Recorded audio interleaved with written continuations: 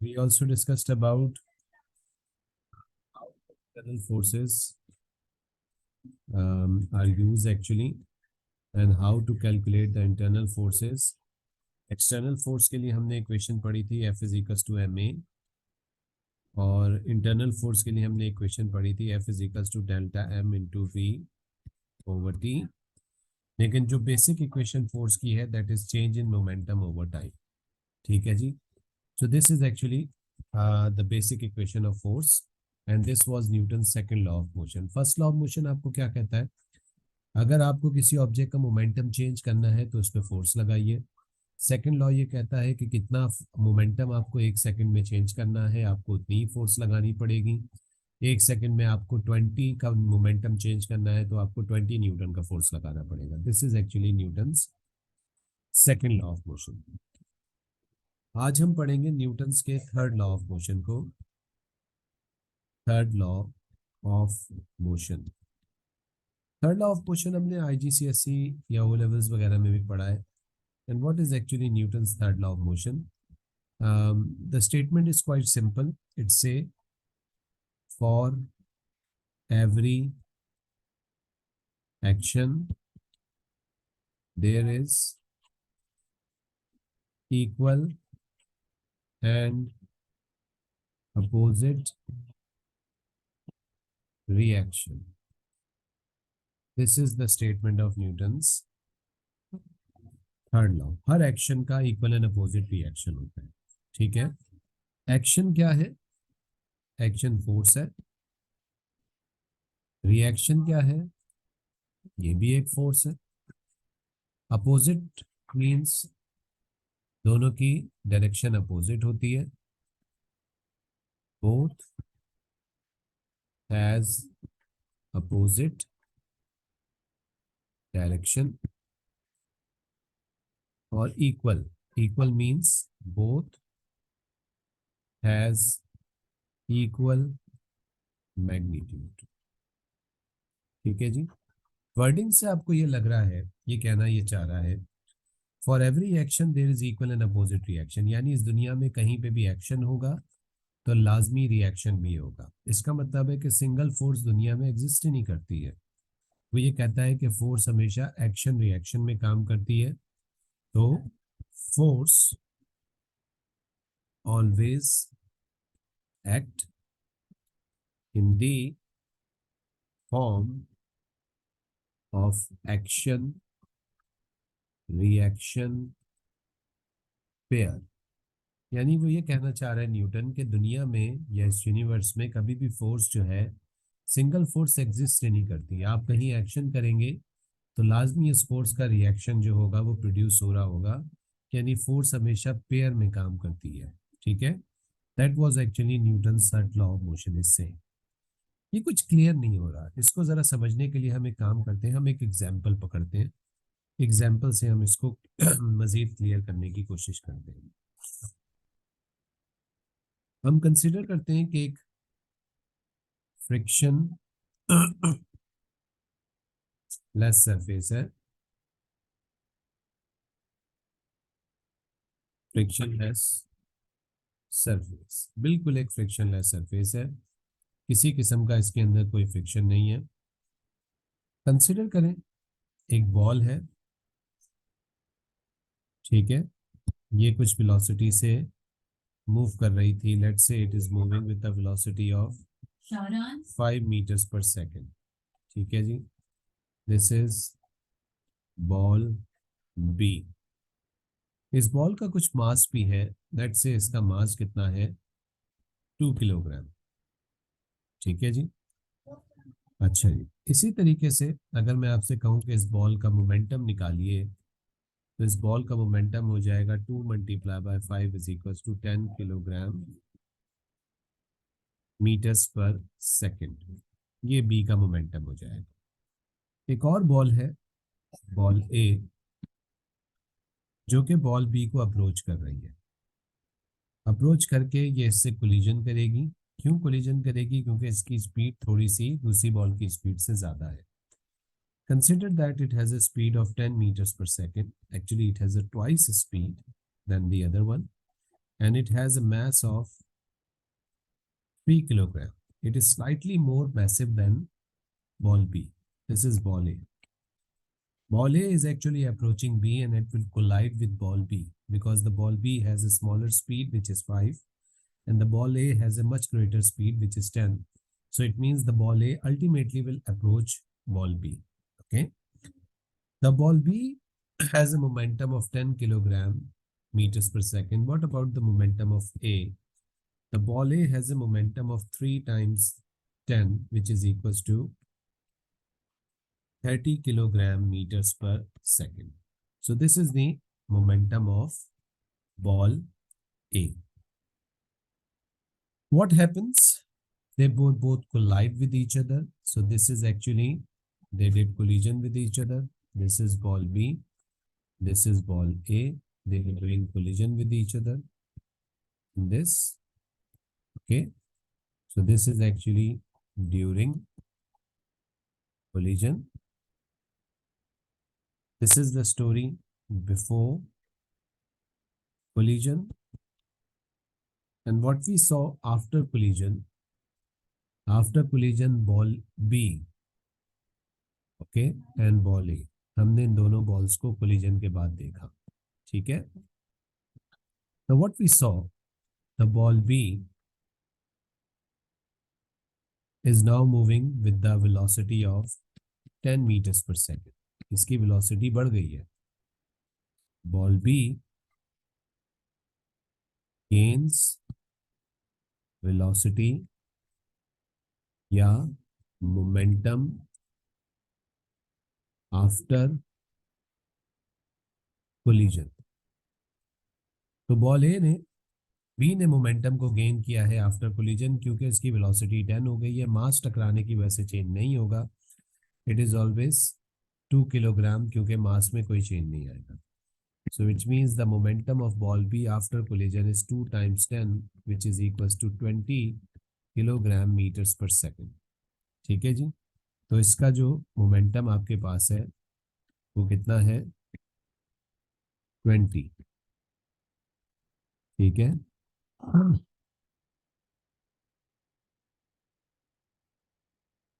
What about ball A? Ball A को अगर हम देखें, बॉल ए टकराने के बाद उसका मास जो है वो कितना रह गया? 3 किलोग्राम. मास में तो कोई चेंज नहीं हुआ, but obviously its velocity has reduce slightly. इसकी वेलोसिटी थोड़ी कम हुई है. And let's say its velocity is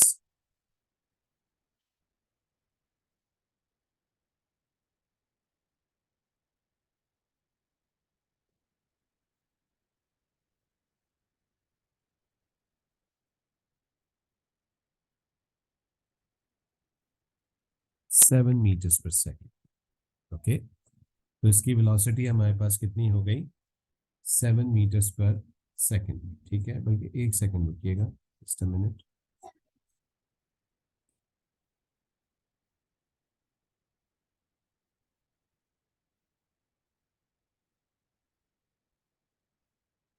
Let's consider that its velocity is approximately 6.7 meters per second. टकराने के बाद एक ही वेलोसिटी कितनी हो गई? 6.7. तो 6.7 multiply by 3. If you multiply by 6.7 by 3, that is approximately give you the answer of 20 kilogram meters per second. ठीक है, आप करके देख लीजिए. 6.7 अगर आप मल्टीप्लाई करेंगे 3 के साथ तो अप्रोक्सीमेट आपको answer 20 kilogram metres per second ही मिलेगा.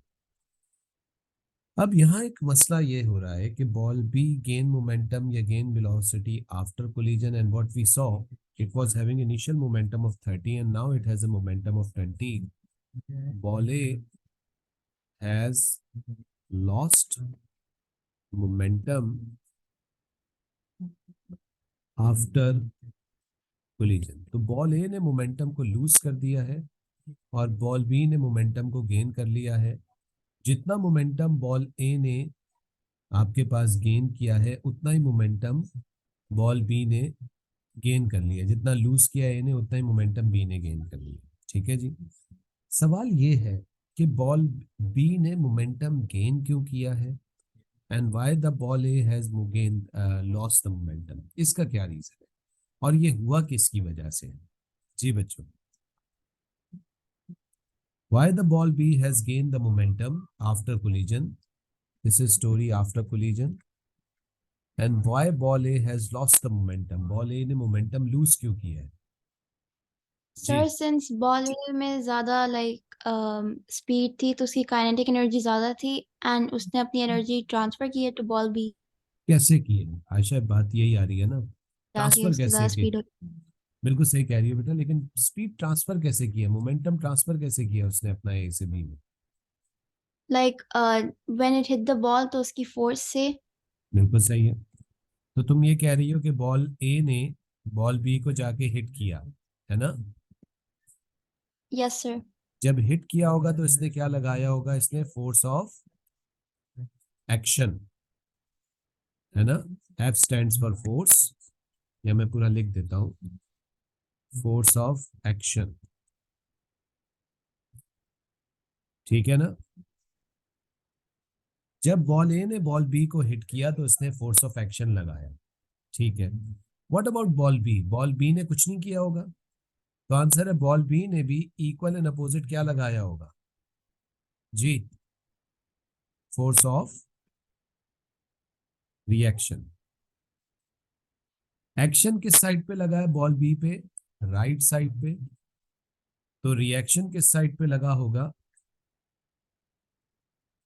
लेफ्ट के ऊपर, क्योंकि न्यूटन ये कहता है कि इक्वल एंड अपोजिट होता है, यानी एक्शन राइट पे होगा तो रिएक्शन लेफ्ट पे होगा। अच्छा जी, इसको और ऑपरेशन करके इसका देखते हैं जरा, इस एक्शन रिएक्शन फोर्स को और डिटेल से देखते हैं। सोचें, ये बॉल बी थी, बी की वेलोसिटी से 5 मीटर पर सेकंड से आगे की तरफ जा रही थी और इस पे इस डायरेक्शन में एक्शन का फोर्स लगा है। ये बताइए, क्या ये फोर्स ऑफ एक्शन इसकी वेलोसिटी की सेम डायरेक्शन में है या अपोजिट डायरेक्शन में है? जी, सेम डायरेक्शन। ऐसा फोर्स जो कि वेलोसिटी की सेम डायरेक्शन में हो, एक गाड़ी आगे जा रही हो और आप उसको धक्का उसी डायरेक्शन में लगाएं, फोर्स लगाएं, तो बताइए उस गाड़ी की स्पीड बढ़ती है या कम होती है? बढ़ती है। बढ़ती है। तो ball B gains momentum due to action force, ठीक है जी। अच्छा, अब सोचिए जरा बॉल ए के बारे में। ये बॉल ए आ गई, बॉल ए जा तो राइट साइड पे रही थी 10 मीटर पर सेकंड की स्पीड पे, लेकिन इस पे रिएक्शन का फोर्स उल्टा लगा। कोई ऑब्जेक्ट राइट साइड पे जा रहा हो और आप उसको अपोजिट साइड के ऊपर पुश करने की कोशिश करें, तो ये बताइए कि आपका फोर्स उसकी स्पीड को बढ़ाएगा या कम करेगा? जी, कम करेगा। कम करेगा। Ball A lost momentum due to reaction force. तो बॉल ए ने अपना मोमेंटम लूज कर दिया है रिएक्शन फोर्स के वजह से। न्यूटन ये कह रहा है कि ये जो एक्शन रिएक्शन का फोर्स लगा है, ऑल्दो दोनों के मासेस डिफरेंट है, लेकिन जितना फोर्स ए ने लगाया है बी पे एक्शन, उतना ही फोर्स बी ने ए पे लगाया होगा रिएक्शन का।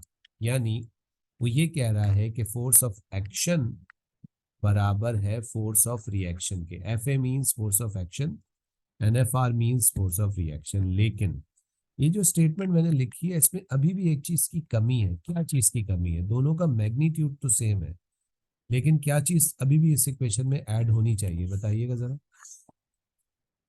जी, माइनस का साइन। क्यों माइनस का साइन? क्योंकि फोर्स ऑफ एक्शन किस साइड पे लगा है? राइट के ऊपर, और फोर्स ऑफ रिएक्शन किस साइड पे लगा है? लेफ्ट पे। तो ये माइनस साइन किसकी वजह से आया है? अपोजिट डायरेक्शन की वजह से आया। ये न्यूटन्स का थर्ड लॉ है। न्यूटन का थर्ड लॉ ये कह रहा है कि फोर्स हमेशा एक्शन रिएक्शन पेयर में काम करता है। ये पेयर इक्वल होता है और अपोजिट होता है, और एक्शन रिएक्शन पेयर एक बॉडी पे काम नहीं करता। ये एक्शन रिएक्शन का पेयर दो डिफरेंट बॉडीज पे ऊपर काम कर रहा होता है। एक्शन लगा है बॉल पी पे, जिसकी वजह से उसने मोमेंटम गेन कर लिया है। रिएक्शन लगा है बॉल ए के ऊपर, जिसकी वजह से उसने मोमेंटम को लूज कर दिया है। जितना मोमेंटम ए ने लूज किया है, उतना ही मोमेंटम बी ने गेन कर लिया है। बात समझ में आई? जितना मोमेंटम ए ने गेन किया है, लूज किया है, उतना ही मोमेंटम बी ने गेन किया है। Change in momentum of A is equal to the change in momentum of B. ठीक है जी, this is what we call Newton's third law of motion. इसको अभी हम वर्डिंग्स के अंदर और डिटेल में लिखेंगे। इसको यहाँ पे कॉपी करें। किसी को कोई क्वेश्चन है तो इसमें पूछ लीजिए। एनीवन? जी, मशहूद, जारिफ, खुदा, Ayesha, any no question? Sir. No sir. Sir फिर दोनों के मोमेंटम एंड में सेम कैसे हैं? मोमेंटम सेम कैसे नहीं, सेम कैसे है? पहले वाले इसका कितना था आयशा? 10 था। अब वो कितना हो गया? 20। तो इसका मोमेंटम तो बढ़ गया ना। और इसका मोमेंटम पहले कितना था? 30। अब कितना है? नहीं सर, आई मीन लाइक वो तो बॉल किस्मत ए एंड किस्मत बॉल। से, वो तो किस्मत से दोनों के सेम आ। जरूरी नहीं है कि दोनों के ओके। सेम। ये तो किस्मत से दोनों के सेम आ। सही है।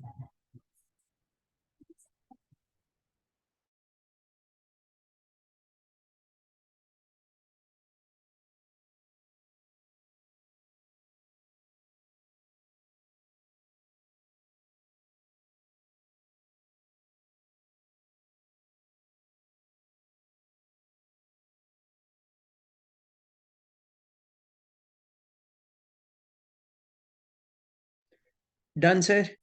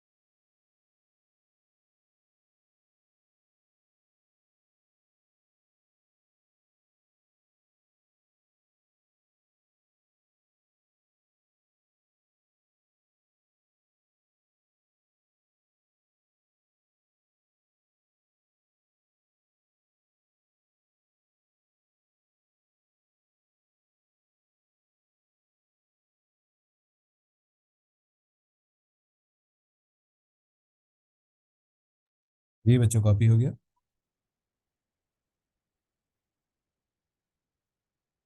Yes sir.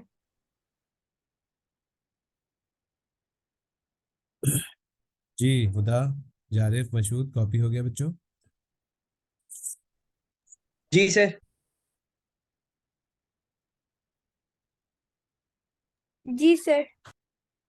जारिफ कॉपी हुआ बेटा?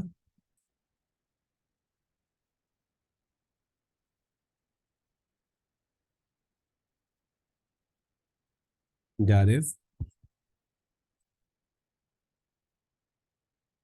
अच्छा जारिफ को आवाज नहीं आ रही। अच्छा जी, तो this is actually Newton's third law of motion.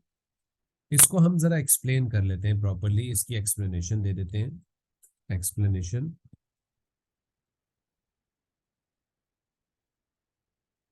Of Newton's third law. Explanation of Newton's third law क्या है? सबसे पहले क्या पॉइंट है? Force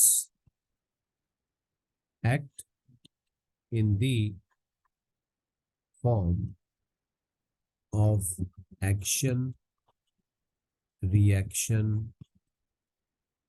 pair which is equal and opposite। ठीक है जी। तो फोर्स हमेशा एक्शन रिएक्शन पेयर में काम करता है जो कि इक्वल होता है, equal in magnitude and opposite in direction. ठीक है, यानी आपके पास अगर एक्शन राइट साइड पे है तो रिएक्शन लेफ्ट पे होगा, अगर एक्शन डाउनवर्ड है तो रिएक्शन अपवर्ड होगा। The time of action is equal to the time of reactional force। तो जितनी देर तक एक्शन होगा उतनी ही देर तक रिएक्शन होगा। ठीक है जी।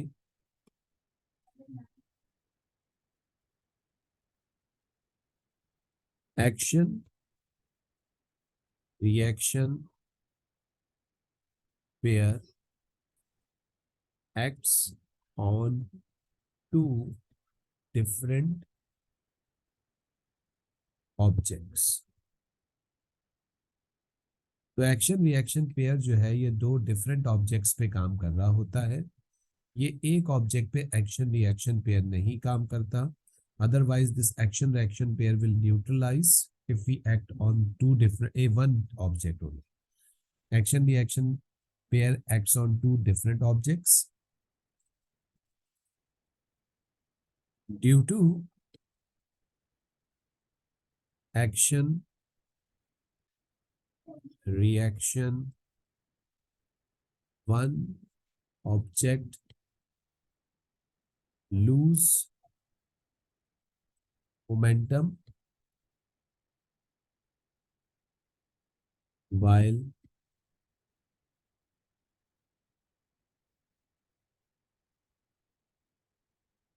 other gain that momentum।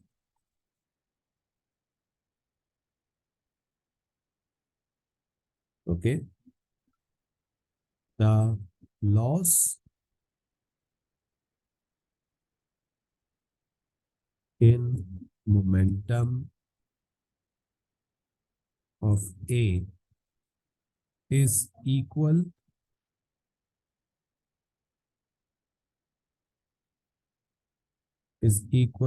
to the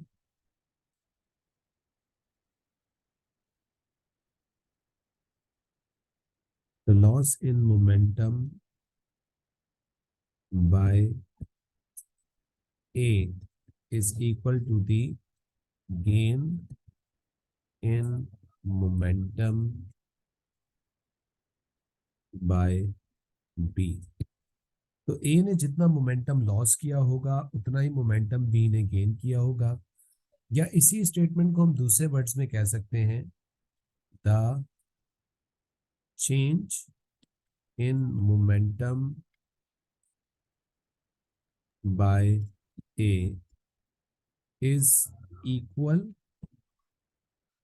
and opposite to change in momentum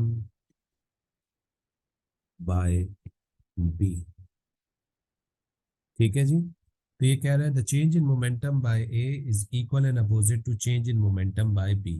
ये जो इक्वल एंड अपोजिट का मतलब का वर्ड यहाँ पे क्या मतलब है कि loss by one and gain by other. ठीक है, तो जो इसको इक्वल एंड अपोजिट भी हम कह सकते हैं, यानी एक ने मोमेंटम को लॉस किया है, दूसरे ने गेन किया है, and that is actually what we call Newton's third law of motion. इस स्टेटमेंट को, ये वाली जो है, इसको हम मैथमेटिकली भी प्रूव कर सकते हैं। The change in momentum by A is equal and opposite to change in momentum by B। मैं एक दफा फिर बात को रिपीट कर दूं। The change in momentum by A is equal and opposite। यहाँ opposite का मतलब क्या है कि एक ने मोमेंटम को लूज किया है और दूसरे ने मोमेंटम को गेन किया है। यही वजह है कि मैंने उसकी एक्सप्लेनिंग स्टेटमेंट ऊपर लिख दी है, the momentum loss by A is equal to the momentum gain. ठीक है, एक ने मोमेंटम लॉस किया है, दूसरे ने गेन किया है। जितना मोमेंटम ए ने लूज किया होगा उतना ही मोमेंटम बी ने गेन कर लिया होगा, और इसको इसने न्यूटन ने इक्वल एंड अपोजिट की टर्म के अंदर एक्सप्लेन किया है मोमेंटम्स के केस के अंदर। ठीक है जी। Change in momentum by the way impulse होता है, तो हम इसको ऐसे भी कह सकते हैं the impulse on A is equal and opposite to impulse on B. ठीक है जी। जितना इम्पल्स ए के ऊपर लगा है उतना ही अपोजिट इम्पल्स जो है वो बी के ऊपर लगा होगा। This is what we called explanations of Newton's third law of motion. इसमें कोई सवाल है, किसी को पूछे? कोई स्टेटमेंट अगर क्लियर नहीं हो रही तो पूछ लीजिए। जी बच्चों, एनी स्टेटमेंट जो क्लियर नहीं हो रही आपको किसी को? सर ये सेकंड वाली स्टेटमेंट क्या लिखी हुई है आपने? सेकंड वाली स्टेटमेंट ये कह रही है the time of action is equal to the time of reaction. जितनी देर तक एक्शन होगा उतनी देर तक रिएक्शन फोर्स लगता रहेगा। यानी जितनी देर तक बॉल ए बॉल बी के साथ कांटेक्ट में रही, एक्शन लगाती रही, उतनी देर तक कांटेक्ट में रहने की वजह से बी भी ए के ऊपर रिएक्शन फोर्स लगाती रही। ठीक है। जब तक तुम एक दीवार के ऊपर हाथ रख के खड़े रहते हो तो तब तक उस पर एक्शन लगाते रहते हो, तो दीवार भी तुम पे रिएक्शन लगाती रहती है। जैसे ही तुम उस पर एक्शन लगाना दीवार पे खत्म करते हो, बॉल भी तुम्हारे ऊपर रिएक्शन फोर्स लगाना खत्म कर देती है। ठीक है, तो this is actually what means action reaction का जो टाइम होता है वो इक्वल होता है। ठीक है, मशहूद समझ आए? जी सर। आयशा, हुदा, जारिफ, बेटा एनी क्वेश्चन?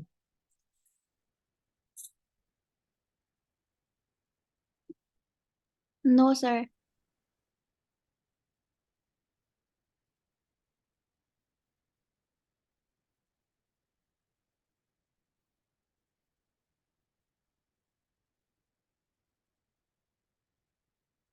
न्यूटन का फर्स्ट लॉ क्या कहता है? न्यूटन का फर्स्ट लॉ ये कहता है कि अगर आपको किसी ऑब्जेक्ट का मोमेंटम चेंज करना है तो उसमें फोर्स लगानी होगी। सेकंड लॉ ये कह रहा है कि जितना मोमेंटम आपको चेंज करना है एक सेकंड में उतनी फोर्स लगा दीजिए। थर्ड लॉ ये कह रहा है कि अगर आपको मोमेंटम चेंज करना है तो मोमेंटम क्रिएट या डिस्ट्रॉय नहीं होता, आपको एक बॉडी से दूसरी बॉडी में मोमेंटम को शिफ्ट करना पड़ेगा। ठीक है, यानी एक बॉडी ने मोमेंटम को लूज करना है तो दूसरी ने उस मोमेंटम को गेन करना है। अगर आप किसी बॉडी को मोमेंटम देना चाह रहे हो, उसको गेन करवाना चाह रहे हो, तो यकीनन वो मोमेंटम आप किसी दूसरी बॉडी से निकाल के उसको दोगे। ठीक है ना? This is what Newton's third law of motion से। इसी चीज को देखते हुए हम फिर आगे एक और लॉ बनाते हैं जिसको हम कहते हैं law of conservation of momentum. कि मोमेंटम क्रिएट या डिस्ट्रॉय नहीं होता, वो एक बॉडी से दूसरी बॉडी में बस ट्रांसमिट होता है।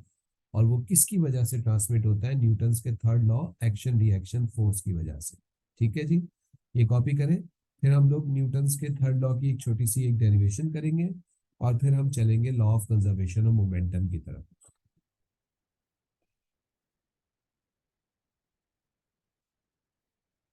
कॉपी हो गया ये? जी सर। Yes sir. जी सर। अब हम चलते हैं न्यूटन्स के थर्ड लॉ ऑफ मोशन की तरफ। थर्ड लॉ ऑफ मोशन ये कह रहा है कि फोर्स ऑफ एक्शन, डेरिवेशन की तरफ सॉरी, बराबर है equal and opposite to force of reaction. ठीक है जी। जितना फोर्स ऑफ एक्शन लगा है उतना ही फोर्स ऑफ रिएक्शन हुआ है। फोर्स ऑफ एक्शन लगा था बॉल बी पे, रिएक्शन किस पे लगा था, बॉल ए पे, जिसकी वजह से change in momentum of A हुआ और एक्शन की वजह से change in momentum of B हुआ। चेंज इन मोमेंटम के लिए हम सिंबल बनाते हैं डेल्टा पी, क्योंकि बी का हुआ है तो छोटा सा बी हम बना लेते हैं यहाँ पे। चेंज इन मोमेंटम ए के लिए भी हम क्या सिंबल बनाएंगे, डेल्टा पी, लेकिन ए की रिस्पेक्ट से बात हो रही है तो हम छोटा सा ए बना देते हैं। न्यूटन का सेकंड लॉ ये कहता है कि force is equals to delta P upon T. ठीक है, यहाँ पे एक्शन फोर्स लगा है बॉल बी पे, जिसकी वजह से उसका मोमेंटम चेंज हुआ है, तो change in momentum of ball B, force की जगह मैंने change in momentum over time कर लिया। ठीक है, is equals to minus change in momentum of A over time. जितनी देर तक एक्शन हुआ है, this is time of action and this is time of reaction, और हम ये कहते हैं कि टाइम ऑफ एक्शन बराबर है टाइम ऑफ रिएक्शन के। ये दोनों टाइम सेम है, तो इसका मतलब है कि मैं दोनों टाइम्स को कैंसिल कर सकता हूँ। जब ये कैंसिल हो जाएगा तो हमारे पास फाइनली क्या कंक्लूजन बन रहा है, the change in momentum of B is equal and opposite, minus sign equal and opposite in change in momentum of A. Minus sign जिसके साथ लगा हुआ है इसका मतलब है इसने मोमेंटम को लॉस्ट मोमेंटम किया है, उसका चेंज नेगेटिव इंपल्स लगा है, नेगेटिव इंपल्स का मतलब उसने मोमेंटम को लॉस किया है, और इसके साथ पॉजिटिव साइन लगा हुआ है तो इसका मतलब यह है कि इसने गेन इन मोमेंटम या इसने पॉजिटिव इंपल्स गेन किया है। ठीक है जी, so that was this statement. ये जो स्टेटमेंट थी, the change in momentum of A is equal and opposite to change in momentum of B, ये थियोरेटिकली के बजाय मैथमेटिकली अगर हम लिखें तो यूं लिखेंगे, the change in momentum of B in equal and opposite to change in momentum of A. ठीक है जी, so this is what we called Newton's third law of motion. Her action का रिएक्शन होता है जो कि इक्वल एंड अपोजिट होता है, जितनी देर तक एक्शन करोगे उतनी देर तक रिएक्शन होगा, और एक्शन रिएक्शन पेयर दो डिफरेंट बॉडीज में काम करता है।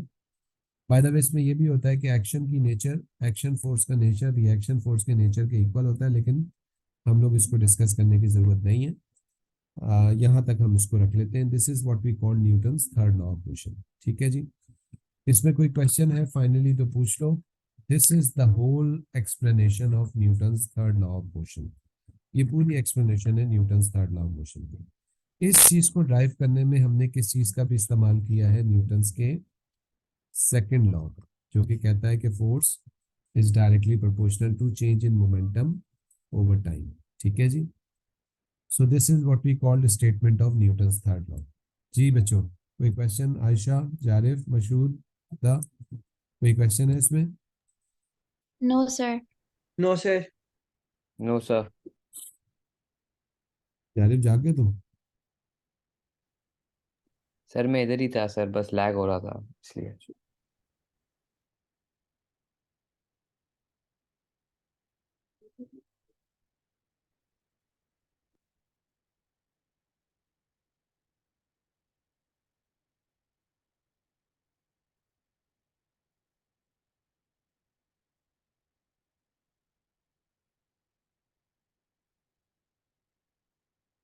जी बच्चों, कॉपी हो गया ये? Yes sir. जी सर।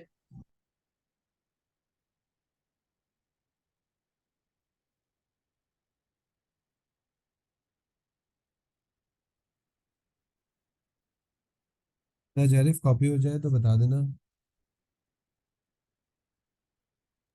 जी सर, हो गया, कॉपी हो गया। ना कॉपी हो गया बेटा? जी सर। अच्छा जी, तो this is actually what we call Newton's third law of motion. For every action there is equal and opposite reaction. अब इसी चीज को हम आगे एक और लॉ के ऊपर लेके जाते हैं, ले जा सकते हैं। जो कि एक्चुअल में अगर न्यूटन अपना फोर्थ लॉ पेश करता तो वो लॉ ये होता which is called law of conservation of momentum, लेकिन एक्चुअली न्यूटन ने अपना फोर्थ लॉ नहीं दिया था, तो that's why we still consider it as law of conservation of momentum, we don't call it Newton's fourth law. ठीक है जी। अब ये लॉ क्या है, किस तरीके से एक्सप्लेन होता है, इसको हम अब बहुत डिटेल में पढ़ेंगे, लेकिन आप लोग एक काम करें कि मीटिंग को रीजॉइन करें, फिर हम इस लॉ को स्टडी करते हैं कि ये लॉ क्या कह रहा है आपके पास। ठीक है, मीटिंग रीजॉइन कर दीजिए आप।